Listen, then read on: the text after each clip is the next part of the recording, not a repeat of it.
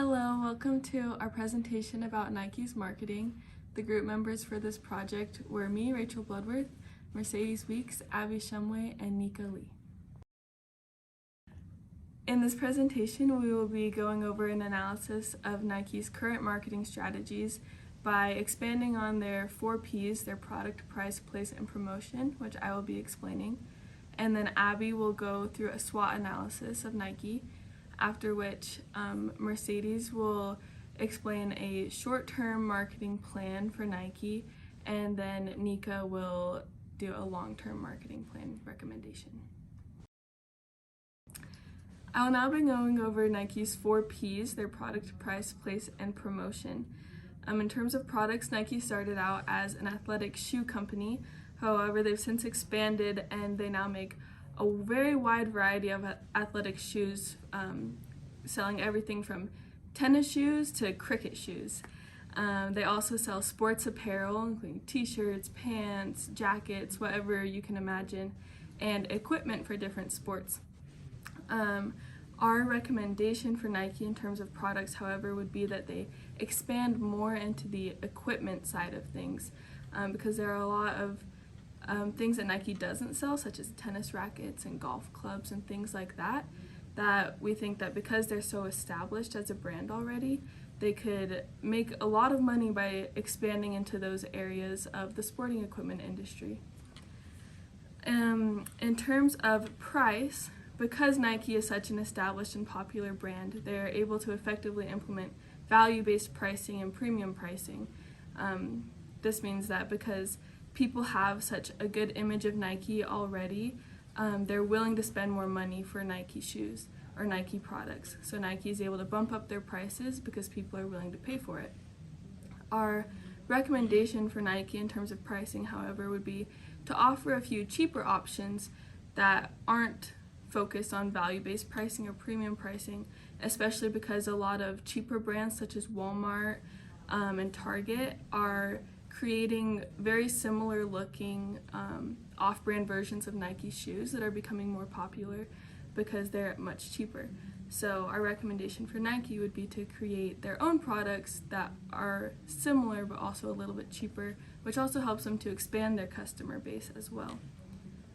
In terms of place, Nike products are currently sold at several major retailers, as well as through their website and their Nike Town flagship stores. However, Nike is currently working on cutting ties with a lot of the third-party retailers, and the purpose for that is because they want more access to all of the data about their customers and what they're buying and what they're wanting. So our recommendation to Nike in terms of place would be that as they're cutting ties with certain retailers, to focus on having strong relationships with the retailers that they choose to keep. Nike has mentioned that they plan on staying with Foot Locker for a long time. They sell a lot of products at Walmart and major retailers like that. However, they've cut ties with other major retailers like Amazon. But as Nike focuses on creating strong relationships with these retailers that they do keep, it'll help Nike products still be accessible to people all over the world while making Nike products seem a little bit more exclusive and in high demand because they aren't sold everywhere. And then in terms of promotion, Nike has done a lot of advertisements with professional athletes, including Michael Jordan, LeBron James, Tiger Woods, a lot of really high-profile athletes, which have been really successful. They've done a lot of direct marketing to colleges, organizations, sports teams.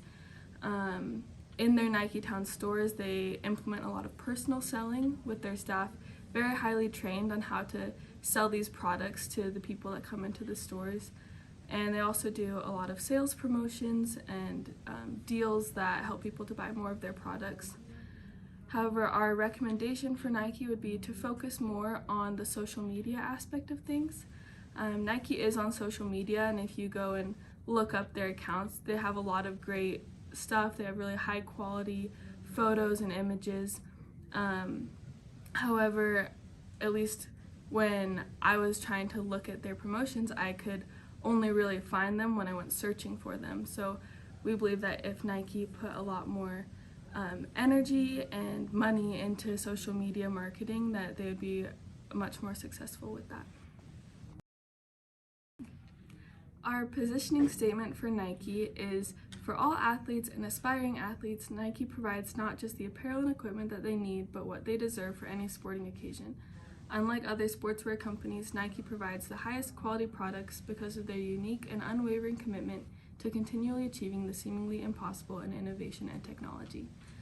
This positioning statement emphasizes Nike's target market of athletes, and Nike tends to say that everybody is an athlete. However, they mainly focus on people who are in the prime age of athleticism, so more like early teens to later mid-adult years. People who either already participate in athletic activities regularly or have any sort of desire to. It also focuses on Nike's product category, which we already mentioned is sportswear and apparel and equipment. And this point of difference for Nike, that they are committed to achieving the seemingly impossible in terms of innovation and technology. And I think Alex Barseghyan from the Forbes Technology Council summarized this really well when he said that Nike never waits for competitors to come along and disrupt their business. They are constantly disrupting themselves. And that is what sets Nike apart from their competitors, that they're always pushing to not just be the best, but to continually become better. For Nike, SWOT analysis will be identifying their strengths internally, their weaknesses internally as well as a company, and then for opportunities and threats, we'll be going over external factors that contribute to that. Nike's strengths internally are going to be strong brand awareness and brand value. The fact that Nike is one of the most recognizable brands in the world, and it has a memorable name that's easy to pronounce, helps it be unique, as well as the fact that the Nike swoosh is very recognizable all over the world. On top of that, the brand value is $42.5 billion. Another huge factor into their strengths is they have a huge customer basis. Because it is a worldwide company, there are lots of loyal fans that want to follow the trends of Nike and whatever they produce. They also aim for sustainability, including trying to do things that promote environmental health and safety for everyone around. They have iconic relationships, one of the biggest ones being Michael Jordan. With the collaboration of him, they have come out with the Air Jordan 1 shoes that are super popular at this point and every basketball player wants. They have side brands including Converse and Harley that they have been able to continue to have unparalleled success with. They have low manufacturing cost because their manufacturing is done a lot of times in other countries. It has made it so that way the total for Nike's cost there is lowered compared to doing it in the US. They have in-house professionalism, which means that they have specific teams that design and test products before placing them out. Being able to put money into specific people who are good at what they are producing allows them to come out with the best products for everyone and their customers. Last but not least, they have a high market share, which means that they are a market leader in the footwear industry, capturing many people for their athletic and everyday wear of shoes. Nike's weaknesses, one of them being poor labor conditions in foreign countries. Over the last 20 years, Nike has been targeted specifically for having bad labor conditions, including forcing child labor, forcing labor in general, and having low wages in what they call unsafe work conditions. Retailers also have a strong hold on Nike, which means that because Nike is putting products in big retailers like Dick's Sporting Goods and other stores as well, that they are paying different prices there, and instead of actually fighting those, they're just paying them. So they're losing a lot of money that way. They have pending debts. Even though Nike is a huge billion-dollar company, they have a lot of debts that are still outstanding them and that they need to get rid of. Another huge thing is that Nike has a lot of lawsuits going on. They had recently employees discuss the discrimination based in Nike, as well as sexual harassment lawsuits. They even interviewed about 50 former Nike employees and found out that the culture was very negative on them and just a lot of sexual harassment there. They also have contradicting strategies. This means that they talked about going towards 100% renewable energy, which is always a good thing. However, it contradicts the fact that they've said that they are going to do product innovation over environmental issues. And so they kind of need to figure out what's going on there. One other thing that they have lacked in is lack of diversification. This just means that they've been spending a lot of time on sports apparel instead of going over to specific like collaborations on everyday streetwear. They still have them, it's just not as strong compared to sporting events. For Nike's opportunities, they have many things that can help them as a company, one of them being immigrating markets. Even though they are a worldwide brand, since they are doing so successfully in foreign countries, they can always continue to reach into new countries and continue selling there. Innovative products, even though Nike is always innovating products, we think that they can do wearable technology that monitors physical activities and is the first step to introducing innovation technology products. On top of that, they should be able to cut ties with big retailers. This would just help them stick to their specific brand, not being sold in like Dillard's or big stores like that, but sticking to their own stores as well as just online. Another huge thing would be merges with the metaverse. So they're now contributing to that by creating Nike shoes through the metaverse and not even physically, and people are buying those. Last but not least, Nike's threats. There's a lot of people who are counterfeit products, meaning that they are making them for a lot cheaper and selling them for a lot cheaper, as well as they're not always accurate products, and so people will continue to buy them just because they are similar and they work well enough.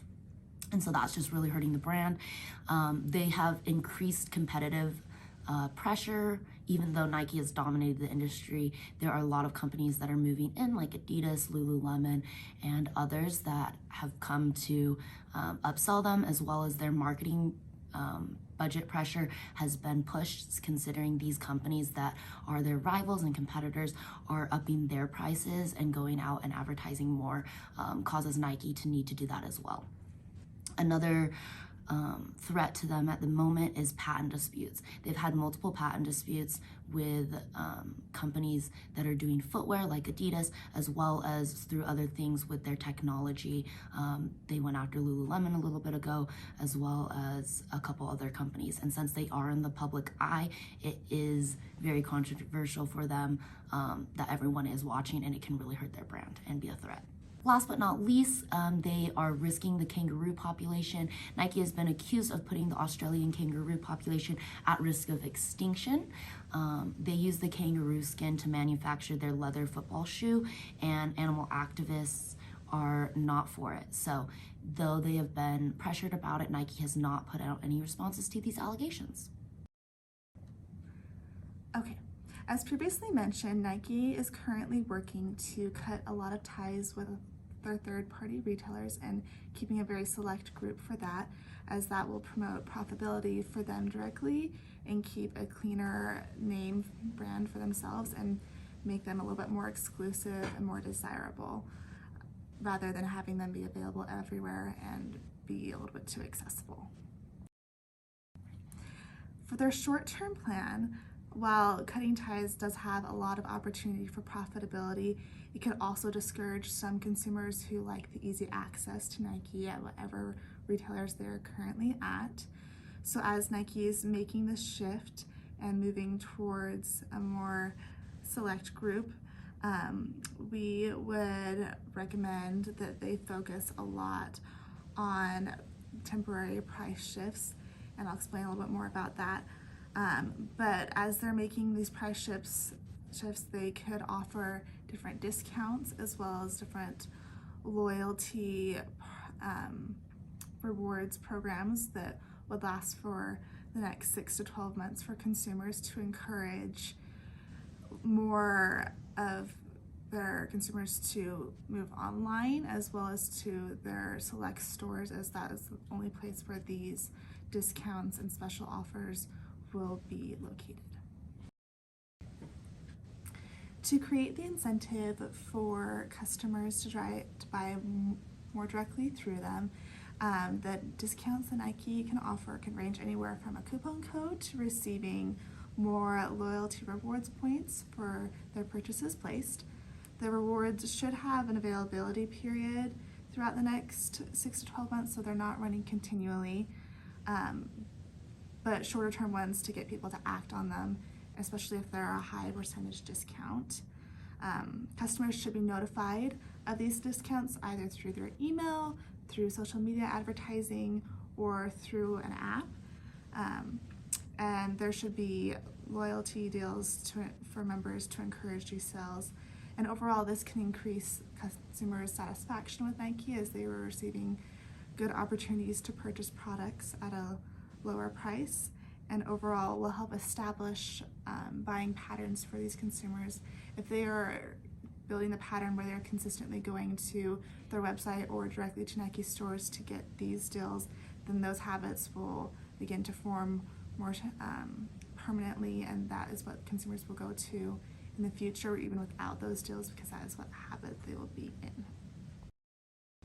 So in the next 5 years, we can see that the pandemic will be ending and the economy will return back to normal, and not just in the United States, but worldwide. That is when consumers will have more disposable earnings, which will positively influence their purchase decision. Moreover, when the sport activities return back to normal, that's when the events will happen, and everyone will go back to doing like the outdoor sports. Then Nike can benefit from those conditions by promoting sport events and athletes. Currently, Nike mainly focuses on certain sports such as running, basketball, and football sports, and produces many lines of apparels and shoes for those specific sports the most. Even though Nike does have lines of other sports products, they are very limited and doesn't have many styles. So I would highly recommend shifting the focus to not just specific sports, but other sports as well, such as tennis and swimming. So as we can see that from endorsing LeBron James, Michael B. Jordan, they are focusing more on the basketball. So I would highly recommend endorsing other sport activity stars as well, such as from the tennis, which is Novak Djokovic, or Abby Whitesell from the swimming team. So implementing this strategy, Nike can shift their brand positioning to represent athletes for all sports. In their positioning statement, they already mentioned that they want to support all athletes from different sports activities, but with their product lines at the moment, it is very limited for specific sports, while they produce like a lot of lines for specific sports such as like the basketball, running, and football. So moreover, it can also increase the engagement with the customers. So people who know about Nike before but never really engage or purchase their product just because they don't have the products they are interested in, or like the style for a specific sport activities are too basic. So with shifting their focus to more diversity with these sport activities, it can also increase the engagement. So moreover, by expanding the scope of our target customers, the company will attract prospective customers from other sporting activities as well. Thank you for watching our presentation of the analysis on Nike. where we went through each of the P's as well as projection plans for what we believe could be helpful for Nike in the future. Here are our references and resources for everything that we used to create this presentation. Thank you for watching, and thank you for teaching us this semester.